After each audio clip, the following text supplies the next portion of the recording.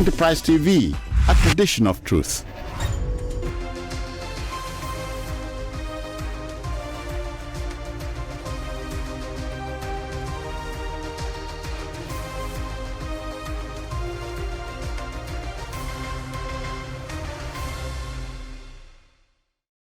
It's another great episode of Enterprise Morning from our headquarters here in Nigeria. And this is Enterprise TV. I am Henry Igwibike. Let's quickly run to our newspaper headlines right after that. But just before that, I would love you to please do visit our website at www.enterprisetvnews.com. Like, comment, and follow us also at Enterprise TV 7. Subscribe to our YouTube channel at Enterprise TV 7. In the studios with me to discuss some more on our newspaper headline just before we go for our main conversation is Barrister Jide Ologun. You're welcome to Enterprise Morning, sir. Thank you very much. Thank you for granting us your time, and Happy New Year. Same to you. It's my pleasure. All right, good. So let's quickly go to our newspaper headlines, and we have as from the starters the Guardian newspaper, and the big story there says anxiety as CBN sacks a board of Union Keystone Polaris Bank, and we still have Supreme Court returns Fintiri as Adama governor reserves judgment in Abia appeal, austerity between call for sacrifice and leading by example. Still from the Guardian newspaper, we have call for expanded probe intensified as permanent secretary takes charge from Edu. Third mainland bridge closure, commuters lament chaotic traffic, 6 reprieve. Barrister, let's talk, take a little jab on the big story. What made the big story on the Guardian newspaper, and that's about the sacking of boards of directors of Union Keystone and Polaris Bank. Do you think this is deserves that? Do you think the CBN deserves a commendation, or do you think this is some sort of political and infighting that we're not seeing? I'm not going to introduce anything political about it, because I was in the central bank myself and the legal unit, and I know we have the banking examination, banking supervision, and what the CBN should be doing actually is to ensure that the banks comply with regulatory requirements, and of course they are in line with corporate governance, and to deliver the services required, and where there are infractions, the right thing to do is what CBN has done. And this is connected to the deep investigation carried out in respect of allegations of financial malpractices by the former governor of Central Bank, Emefiele, who is now still in the hands of law enforcement agents, and some of the findings are quite disturbing. And CBN must take action, because when those who are expected to secure the financial health of the country are now behind creating crisis, then you need to step in. And the actions are still ongoing, and that is why I want to appeal to stakeholders. It's not the best to just jump in and begin to interject when the law enforcement agents are doing their job. We need to sanitize this country, and what Section 15, subsection 5 of the Nigerian Constitution 1999 as amended says that the state shall abolish corrupt practices and abuse of office. So if Nigeria must develop, if we must make a U-turn from the trip of poverty and get back on the track of prosperity, we need to ensure that the operational profile are quite loaded with integrity.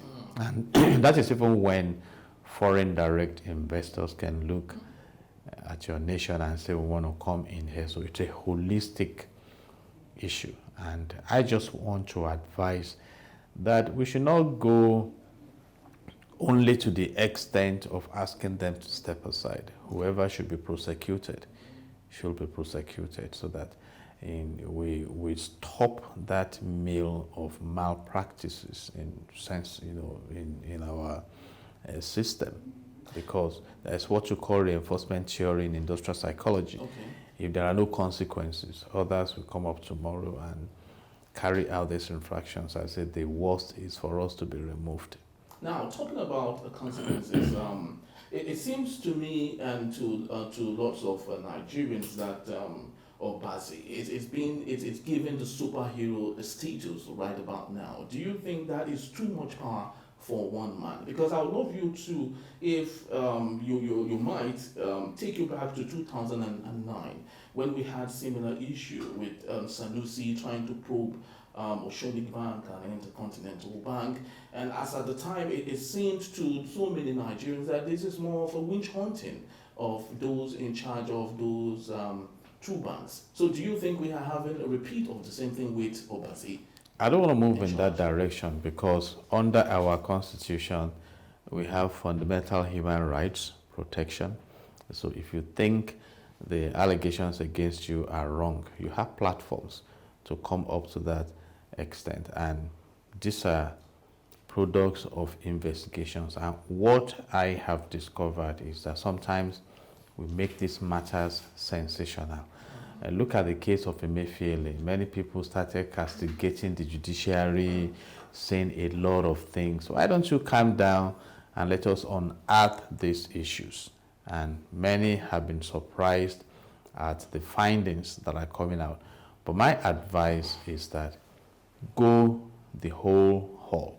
You see, and that is when you can be found not to be political. But if we just stop at the point of sending them out of office and in view of obvious infractions, there are no consequences, it becomes more disturbing. And permit me to bring the president of MAGU, the former acting chairman of EFCC. Yes. He was removed from office based on some serious allegations, but never prosecuted. In fact, somewhere along the line, he was promoted. So these are issues that we dent our profile of fighting corruption. So I don't want to say that Obasi is given too much power. He's a seasoned investigator, and there are things to investigate. And he has come out with his findings, and you can object to the findings if you have to. But I can let you know by experience that there may be some sharp practices within the banking sector, in fact, with grave impact on the citizen and customers and of course our economy. And you think this will give a final nail, on the long haul? It may not be final. That is why I'm asking that don't let us stop midway. Okay. Whoever should be prosecuted to serve as deterrent. For instance, if you are considering organ trafficking or human trafficking or organ harvesting, you think twice before you move in the direction of the UK, because the UK made Ekweremadu an acid example that no, we do not tolerate modern slavery. And that prosecution went on for about 6 weeks. And despite the efforts of Chief Olusegun Obasanjo and ECOWAS to interfere, the UK said no, we have a system that is cleansing in nature. So that is what I'm saying. So I don't want a situation where people are found culpable and they are removed from office without paying the due penalties for those infractions. It reinforces crime. So we say we can do it and nothing happens as long as you are connected. So then there are pockets of, okay, look at the case of the former Accountant General of the Federation who allegedly stole billions from the coffers of the nation. Obviously, reportedly, he has returned some money to the government, but I read that he was banned recently. So these are issues. If we are going to frown at corruption, frown at corruption. Totally. There shouldn't be any midway romance or anything. Where there are no consequences, it's difficult to curtail infractions. Exactly. So let's take a look also at what made it a big story. Also on the Guardian newspaper, Supreme Court returns Fintiri as Adamawa governor, reserves judgment in Abia appeal. Now I know too well that the biggest determiner of election results are votes of the people. In Nigeria today, it seems to lots of Nigerians that it rests in the hands of our judiciary. Do you think this is a dent to our democracy? It's not a dent to our democracy, and it's a wrong perception. And I've maintained that position. If you look at Section 56 of the Electoral Act 2020 amended, it stipulates clearly that the decision lies with the returning officer. And if there are situations where that decision is not satisfactory, then you can go to the tribunal or to the court. If no one comes to judiciary, judiciary has no business in our electoral processes. And I have the precedent of 2015 when the former president, Goodluck Ebele Jonathan, was sent out of office by APC.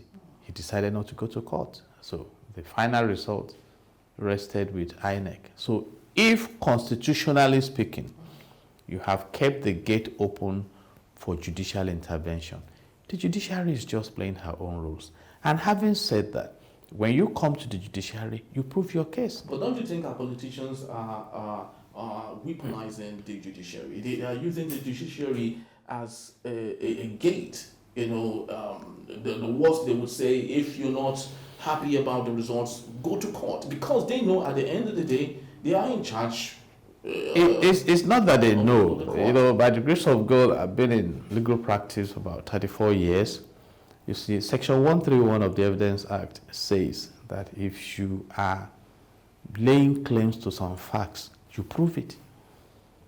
In the Presidential Election Tribunal, there were about 89 senior advocates of Nigeria, you know, in addition to other lawyers that were there.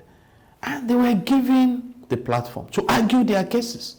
It's about facts. It's about issues. It's about your witnesses, your evidence. You know what I mean? Nobody's going to prove your case for you. And let's note that. So the court is not a playing ground. You must follow the rules. And if you have not done that to win the case for your client, do you blame the bench? No. I won't join those who are casting aspersions at the judiciary. But do you think our judiciary is 100% independent? I'm not giving judiciary 100% independence, all right, given the complex situation we have in the country. But let me also ask you, even if some are claiming that the judiciary is compromised, who are those compromising the judiciary? And if you have gone through the cases in court in respect of the last general elections, you realize that if this party is complaining that judiciary did not give justice, in the case they won, judiciary is super judiciary. So what I'm saying, which is sacrosanct, is that the judiciary does not decide the winner at the polls. INEC does. Okay. And those who are not satisfied go to the judiciary to argue their cases. So if you argue your case very well, you win. If you don't argue it very well, you lose. But that is the case with judiciary. Where does this leave our voters? Where does this leave the Yakubu in Maiduguri who came out under the rain and in the sun, the Chukwudi in Owerri who came under the rain and in the sun, the Kayode in Ogun State, and these are people whom they feel the brunt of all of these things. Where does that? My advice to them also is to become more active. You see, some of us were commenting even before the elections. For instance, if there's a timeline for you to present your candidate and you do not meet the timeline and you still proceeded to participate and electors came in the sun, in the rain to vote for you, I mean, you can build nothing or nothing. These things are clear. And that's why I also appreciate the fact that the justices took their time at a particular point, about 13 hours, to list out their observations and everything. I have said it. Even a litigant can sit down, profile his case before going to court. That do I have a chance of winning? There are precedents, you see. So the electorate also must learn a lesson from the emerging trends now. I don't have sympathy for any politician. You know, they're all the same. Right now, they're already discussing 2027 when people are going through hardship. So I won't fight for any politician or hate my neighbor or, you know, shout at my wife because of any politician though. So we must come up and design a mechanism to make them perform. You know, and that's why collectively our focus should be on good governance. Exactly. True. Let's move to the Punch newspaper and the big story, just like we had on the last daily. CBN sacks Union Polaris Keystone Bank's board, and on the right there we have Modibo, over 25 bank chairman, MD's directors asked to resign. Interim boards likely today. CBN once against the panic withdrawals.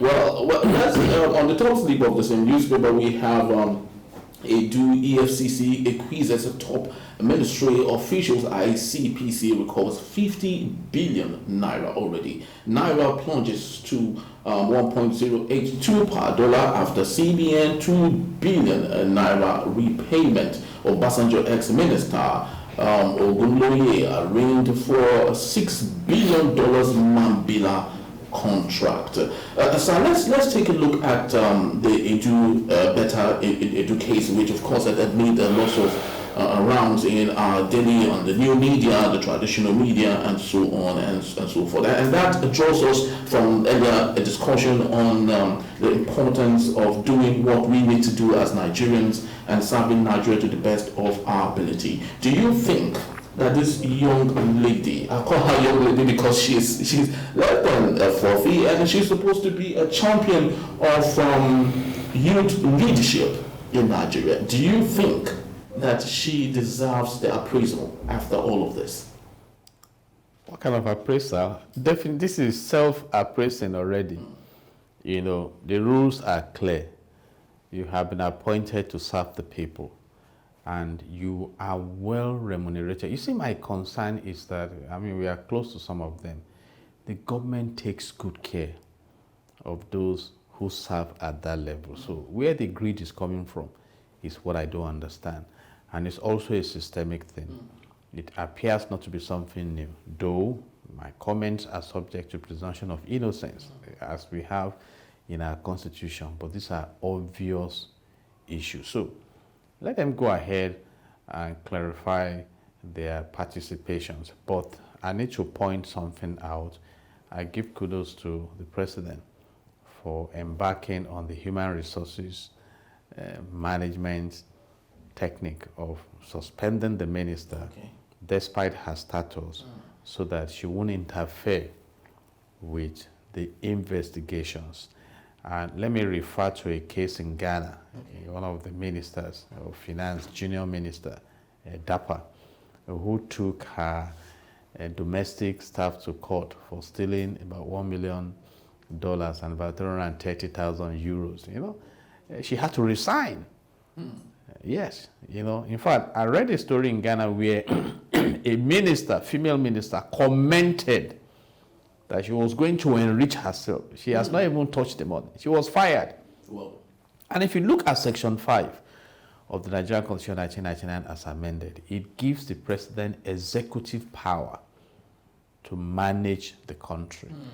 And he has the cabinet, and part of the cabinet are the ministers, and he already warned them. So we need to look at those who are connected with this gate, because sometimes the civil servants who are always there, you know, to serve different political appointees may be indicted also, so that we begin to, what do they want to do with these billions? What? You know, so it's a critical case for me, and EFCC and other law enforcement agents must do a thorough job. And the advent of EFCC in 2003 was to respond to the allegations that Nigeria was one of the 23 countries making it difficult to fight money laundering globally. And by the EFCC Act of 2004, it came into operation. That was under Olusegun Obasanjo. And one of the victims of corruption and the fact that as a leader you need to look away and do what you should do is the former Inspector General of Police, Tafa Balogun. And he remains the first IGP to be imprisoned. I think he served between 2002 and 2005, even though he was close to the then President Olusegun Obasanjo. So, and I have advised respectfully so our present President and Commander-in-Chief of the Armed Forces, at the end of it all the activities of this tenure will be registered under your name as President.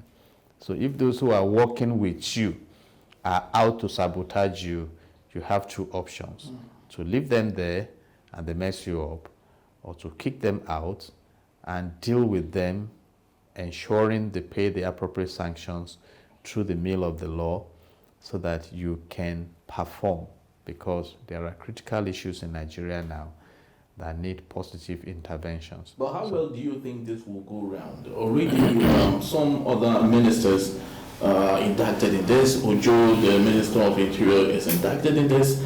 Wajabi Amila, the Chief of Staff, who happens to be the referee of Beta Edu at the National Assembly, when she was asked questions or when she was being perused. How are you sure this would go round? This disciplinary measure would go round? I just mentioned that it's up to President Bola Ahmed Tinubu. It depends on what he wants. You see, so, and he may go and learn from Chief Olusegun Obasanjo. One thing I know about Chief Olusegun Obasanjo is that he didn't allow friendship to make anybody mess him up. So, because it's your tenure.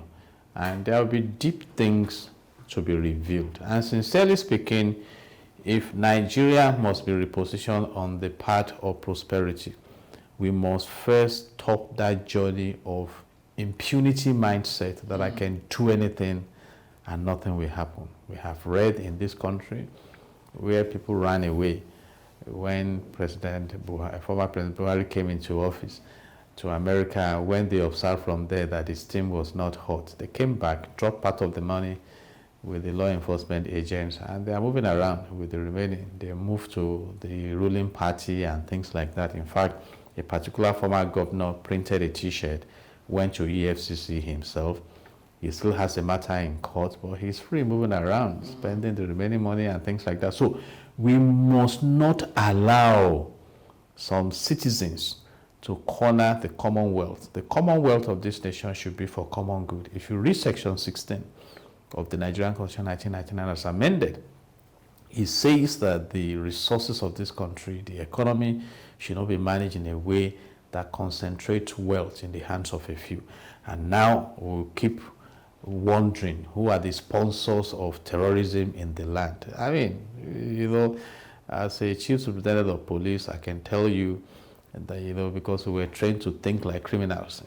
Criminals like to cover their tracks. So they also foment crisis to distract and things like that. So we need all hands, all hearts to be on deck if we must rescue Nigeria from corruption. If anyone ever said that corruption is not the problem of Nigeria, it's an erroneous conclusion. Corruption destroys.